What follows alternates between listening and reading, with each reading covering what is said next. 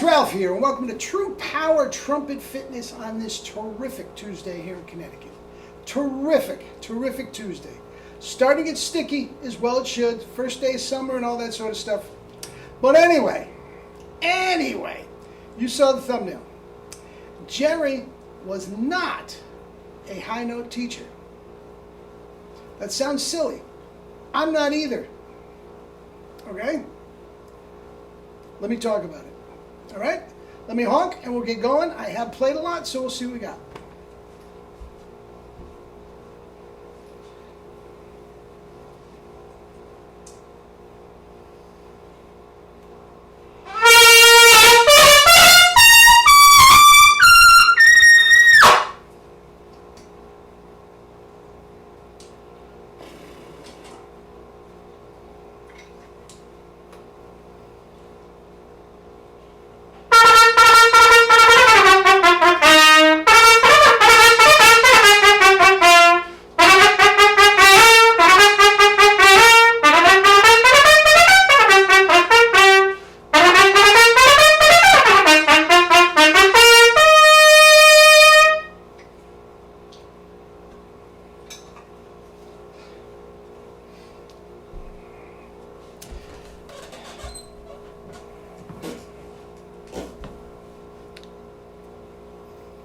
Anyway, hellacious double C's and a little bit of Hummel.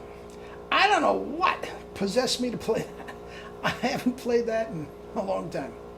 I fool around with the first movement a little bit when I do these ditties, but if I feel like I want a multiple tongue, I do other things. But that, yeah. Anyway, I literally haven't played that in 10 years, at least. Anyway. Jerry, and nor I, Jerry was not a high note teacher. Now that comes silly, coming from me, of all people, and certainly talking about Jerry in that light. Guys, we spray double C's all over the place because we can. And that is what everybody wants. But some like these other things, squeak, squawk, belch, fart, some of these other, play it on your hand, please. We do not sacrifice tone for high notes. We do not. We never have, we never will. Jerry would not let anybody out of the staff if the tone wasn't right. Nor do I. Every single person that is within earshot here and has studied with me will tell you, yes, we push the envelope every day to see where we stand. The bulk of every single thing we do is in the middle register, the happy zone. From there, the high notes and the redonkulous low notes, Jules Levy, pedals, all that sort of stuff. From there comes the expanded range. And I do believe, and I'm going to do a video on this at some point, I do believe, and I want you guys to chime in on it. I do believe, as sure as I'm standing here, there are no limits. Another video. Something to think about. I do believe that. Now, with all that said, it does you no good, guys, to be able to belch out a double C if nobody wants to hear it. Guys, the tone and the power are so important to everything you do. And the fact of the matter is, Harry James, how many years after his death? How many years after his death, okay, is still one of the most sought after icons that we have in the business. Has anybody ever heard him play a double C? There's a G or two on his recordings. He was not a screamer. That tone and power, and I'm doing a video on this later in the week as well, just on him. That tone and power was mesmerizing. It could excite any audience, and he could have taken the same equipment and sat in any symphony orchestra in the country and flourished. Blended, soft,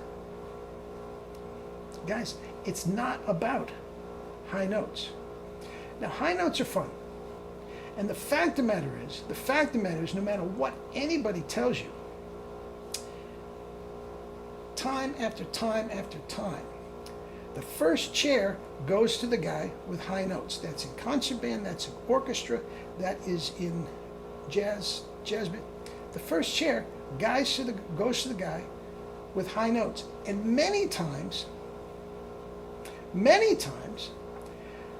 the band leader, the conductor, whatever, doesn't even care about the tone that we're talking about. They just need the high notes.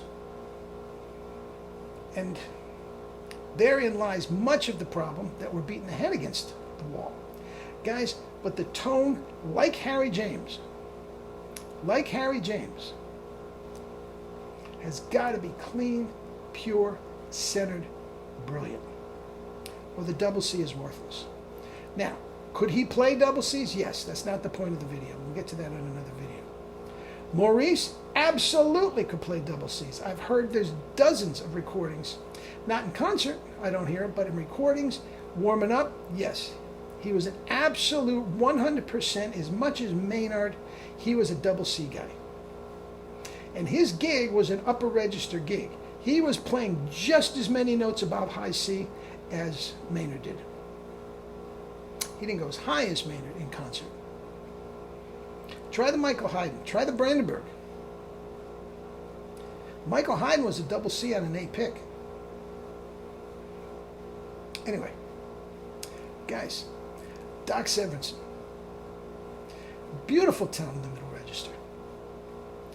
Horst Fischer, gorgeous tone in the middle register. Mel Broyles made a living with his beautiful tone in the middle register. Herseth, guys, it's got to be in the middle register, guys. And Jerry knew that from the beginning and never let anybody play outside of their happy zone unless the tone and power were right. Now, how many times did I feel like my chops were really playing good? Really playing good.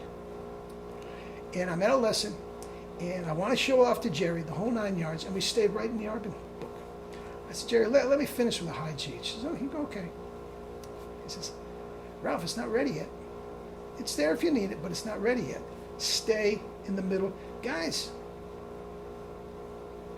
and I'm telling you right here, right now, for the longest time, and I've said this on this video, I could play double Cs, but they weren't right.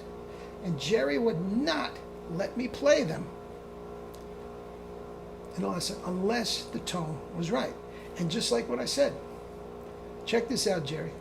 It's all right. It's there if you need it, but it's not right, Ralph.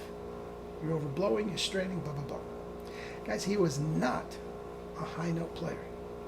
Now, he personally could play ridiculously high notes, but he was not a high note teacher. Absolutely 100% did not teach high notes. They came in the low notes. The expanded ridiculous range, I'm up to about 6 octave now. The expanded range came completely 100% from proper technique in the middle register. That is true power. Anyway, eat and drink your fruits and vegetables and live your life with true power. Love you all.